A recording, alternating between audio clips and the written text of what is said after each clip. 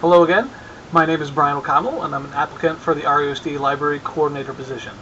I've worked here 13 years in RUSD as a librarian across all grade bands, 4K through 12, and currently serve at Walden Middle and High. Alright, my 90-day plan for libraries includes organizing and planning professional development for our library staff. Key to this professional development is reviewing procedure and library operations. For example, many librarians struggle to complete their end-of-year inventory, some without knowing the full process. Incorrectly doing your inventory can have disastrous effects on your collection. So I would reach out to our follow-up representative to conduct destiny training. And not just for this though, but for online resources, collection development plans, and more. Another part of my 90-day plan would be to initiate a materials challenge stress test. Using what we currently have as admin regs and board policy, we would simulate a parent challenge to a controversial book. Due to the increasing frequency of these challenges, I would urge you to conduct this test even if I'm not selected for this position. It's that important. But the main part of my 90-day plan is to hit the ground running in meeting with the stakeholders of both our early literacy initiative and our academy schools. Let me be honest with you. Serving at Walden has not given me the opportunity to directly interact with either the early literacy initiative or our academies. Walden doesn't deal with either, making my direct experience with them limited. So I want to take this lack of exposure and turn it into a strength. For example, 3 years ago, I was brought on to be the virtual mentor at Walden without any previous experience or training.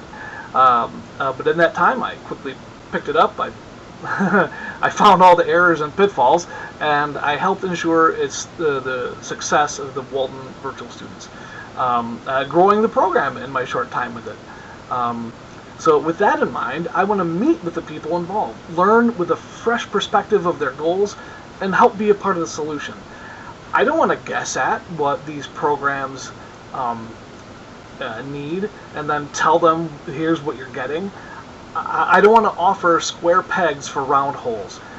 Instead, I want to work collaboratively with these programs to find out exactly what it is they need and then go out and give it to them. If our current resources and abilities can do that, well, great. We work on how to provide those immediately.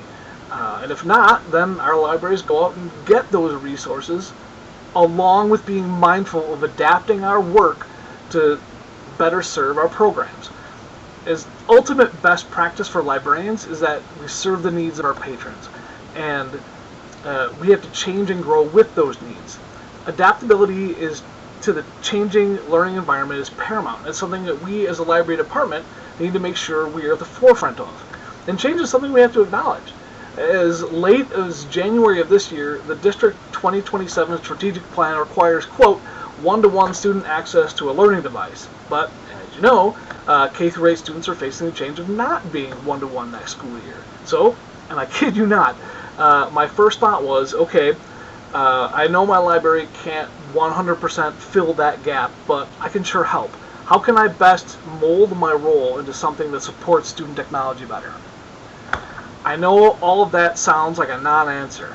I suppose I could say that libraries could work to expand maker spaces for STEM experiences for the academies, or use common school funds for resources to expand direct teaching of early literacy during elementary library time. Now, I know I'm great at creative problem solving and I enjoy a good challenge, but I don't want to get any preconceived notions in my head of how I can fix things and bring solutions to the table without knowing what's first needed. Which is the big reason I believe that this position needs someone truly able to collaborate with the rest of the district. From the ASC, department leaders and staff who develop these programs with the strategic goals in mind, down to the educators implementing them on the ground. We need somebody at the library level with the ability to have a broad enough perspective to see the whole plan through, with the academic insight to apply the right tools for the job, and the diplomatic savvy to work with everyone along the way. So that's the first 90 days. At the end of the 1 year mark, I would like to not only have a clear picture and direction of how our collective libraries are helping the Early Literacy Initiative and academies, but a report back on how they've actually contributed to that effort so far. That can be done looking at academic data like MAP, for example, but a one-year sample size, while valid in its own right, isn't the whole picture, and it's not on a long enough timeline either. But I think it's important to get feedback of all the stakeholders. It's important to think about the library's efforts that were given and if they were adequate to the task. Then ask ourselves, what more could we have done to help? The reflection piece is key, and honest conversations about how things went is crucial to recalibrate and improve. I realize that there would be a lot more meetings for me at the end of the year, which is such a tremendously busy time for librarians, never mind everybody else, but this feedback is important enough for me to make the time. Our department has been working all year on a library development plan, and that work is good and necessary. But I also believe that something necessary are the collection development plans at each individual library. Now, everybody's building's collection is not identical, and there's nothing wrong with that. Every building is at different places with their collection, with different patrons, different goals, and so on. For example, at Walden, based on my collection's age title report, I know that there are sections of the nonfiction that are just out of date. Plus, anecdotally, talking to some of my students, they're like, these books are old. And that's that part of that student teacher feedback, but I digress.